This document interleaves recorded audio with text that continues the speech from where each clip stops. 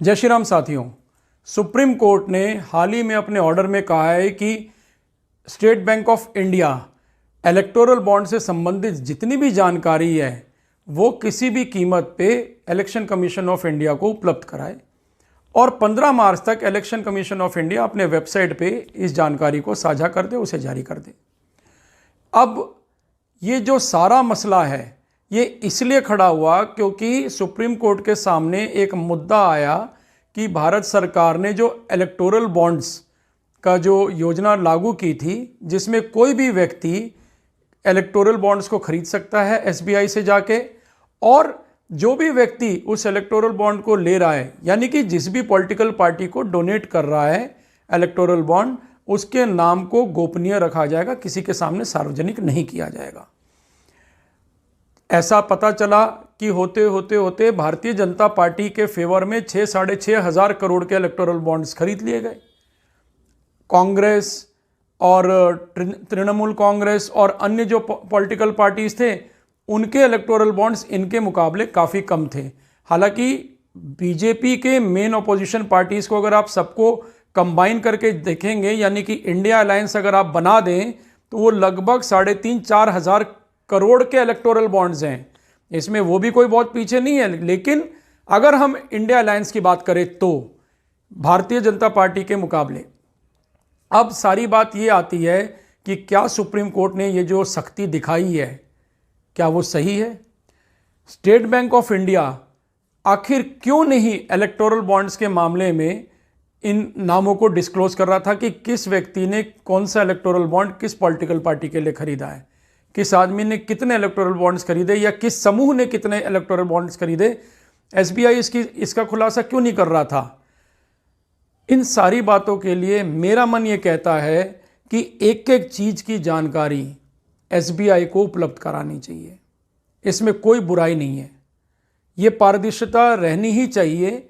इस सबको पता चले कि कौन से समूह ने, बिजनेस समूह ने या किसी एक व्यक्ति ने कितने इलेक्टोरल बॉन्ड्स किस पॉलिटिकल पार्टी के लिए खरीदे, कांग्रेस के लिए कितने लिए गए, भारतीय जनता पार्टी के लिए कितने लिए गए, ये सारी चीज़ें सामने आना चाहिए। इसमें बुराई क्या है? तो मैं तो सुप्रीम कोर्ट के इस फैसले का समर्थन करता हूँ। लेकिन दोस्तों, बात क्या केवल इलेक्टोरल बॉन्ड्स और पॉलिटिकल पार्टी तक ही सीमित रहनी चाहिए? मैं चाहता हूँ इसका दायरा बढ़ना चाहिए। जिस प्रकार से इलेक्टोरल बॉन्ड्स की पूरी जानकारी वेबसाइट पे अवेलेबल कराने की बात की जा रही है, मुझे लगता है कि यही प्रक्रिया जुडिशरी में भी होना चाहिए। जितने भी बड़े बड़े वकील हैं, जितने भी जजेस हैं, जितने भी लोग हैं इस तरह के इन्फ्लुएंशियल, बड़े बड़े पत्रकार हो गए, इन सब की भी पूरी जानकारी वेबसाइट पे होनी चाहिए। किनके पास कौन सी प्रॉपर्टी है, नहीं है, कौन से वकील की कितनी फीस है, कितने नहीं है, कौन से डॉक्टर की कितनी फीस है, हर चीज़ में पारदर्शिता होनी चाहिए। जनता को सब पता होना चाहिए कौन कितना क्या कर रहा है। इसमें कोई बुराई नहीं है और मुझे लगता है कि सुप्रीम कोर्ट इस बात पे संज्ञान ले और इस पे भी एक आदेश जारी कर दे। बहरहाल, बहुत सारे लोगों का, भारतीय जनता पार्टी के अंदर कई सारे नेता हैं, वो सुगबुगाहट कर रहे हैं, बोल नहीं रहे, खुल के नहीं बोल रहे मीडिया के आगे, लेकिन अंदर अंदर जो चर्चा चल रही है और लोग के बीच भी चर्चा चल रही है वो ये है कि बंगाल के अंदर जब तृणमूल कांग्रेस की सरकार बनी, भारतीय जनता पार्टी के साथ बड़ी कट्टर की उनकी टक्कर हुई है विधानसभा के इलेक्शन में। लेकिन उसके बाद जब तृणमूल कांग्रेस के लोगों ने चुन चुन के भारतीय जनता पार्टी के सपोर्टर्स को मारना शुरू किया और इतना मारा, उनके घर जला दिए कि सबको पलायन करना पड़ा क्योंकि आइडेंटिफाइड थे। ममता बनर्जी जी का वो बयान आपको ध्यान ही होगा, जब ममता बनर्जी ने बोला कि ये सेंट्रल फोर्सेस कितने दिन तक रहेंगी, चुनाव तक रहेंगी, चुनाव के बाद फिर तो हम ही रहेंगे यहाँ पे। और चुनाव के बाद क्या हुआ सबने देखा, बहुत बड़ी संख्या में भाजपा के समर्थकों को मारा गया, पीटा गया और उनको बचाने के लिए कोई नहीं आया। सुप्रीम कोर्ट भी नहीं आई थी। सुप्रीम कोर्ट को हालांकि स्वयं संज्ञान लेना चाहिए था, ये हम लोग उम्मीद करते। इलेक्टोरल बॉन्ड्स के मामले में एक पक्ष ये भी कहता है कि ये विषय गोपनीय इसलिए रहना चाहिए क्योंकि बहुत सारे जो पॉलिटिकल पार्टीज हैं वो इतने एग्रेसिव हो जाते हैं, बहुत सारे पॉलिटिशियन इतने एग्रेसिव हो जाते हैं, उन्हें ये गवारा ही नहीं होता कि कोई और आदमी किसी का समर्थन कैसे कर रहा है। तो इसीलिए लोगों की जान माल की सुरक्षा के लिए ये गोपनीय बात रखनी बहुत ज़रूरी है कि उनसे कोई बदला ना ले, कोई वैमनस्यता का भाव ना रखे, इसलिए गोपनीयता रखी गई।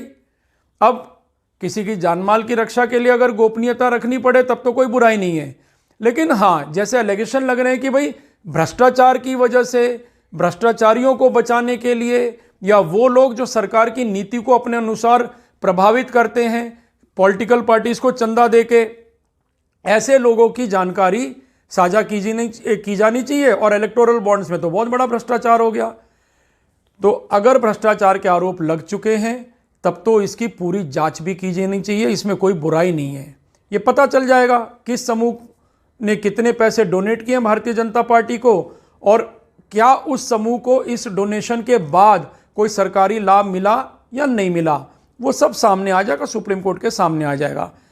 लेकिन एक बड़ी बात कि इस खुलासे के बाद क्या सुप्रीम कोर्ट या भारत सरकार उन लोगों का या उन समूहों की रक्षा कर पाएगी जिनके साथ में पॉलिटिकल रेवेलरी शुरू हो जाएगी, एक बदले की भावना के अंतर्गत उनके साथ में काम शुरू कर दिया जाएगा। अगर सुप्रीम कोर्ट इस बात की भी गारंटी ले ले तो बहुत अच्छा होगा। दोस्तों, भारत मांगे जवाब चैनल पे मैं आज एक अनुरोध करूंगा आप सभी से कि अब 2024 के चुनाव में जितने भी पॉलिटिकल पार्टी के लीडर आपके पास आए तो उन सब से आप एक अनुरोध कीजिए कि आप जो अपनी घोषित संपत्ति, जो आप बता रहे हैं कि अमुक संख्या की घोषित संपत्ति आपकी है, जो आप इलेक्शन कमीशन को भी जारी कर रहे हैं, तो आप एज अ वोटर उसको वेरीफाई भी कीजिए। और अगर आपको पता चलता है कि इस पॉलिटिशियन का, मान लीजिए वो बोलता है कि मेरी तो 10 लाख रुपए की संपत्ति है, और अगर आपको पता चले कि इनके शहर में 5 जगह दफ्तर हैं और जिनकी कम से कम 10 करोड़ रुपए कीमत होनी चाहिए उन संपत्ति की, तो उसकी भी शिकायत ज़रूर करें। इलेक्टोरल बॉन्ड्स मामले में हमें ये लगता है कि सुप्रीम कोर्ट ने एक अच्छी पहल की है, लेकिन जो डोनर्स हैं उनकी सुरक्षा की भी गारंटी सुप्रीम कोर्ट को लेनी चाहिए। अगर आज की स्टोरी आपको हमारी पसंद आई है तो आप हमारे इस स्टोरी को लाइक करें, शेयर करें और हमारे चैनल को सब्सक्राइब करें। मैं इसी तरह से जनहित के मुद्दे लेके आपके बीच आता रहूँगा। जय हिंद, जय भारत, जय श्री राम।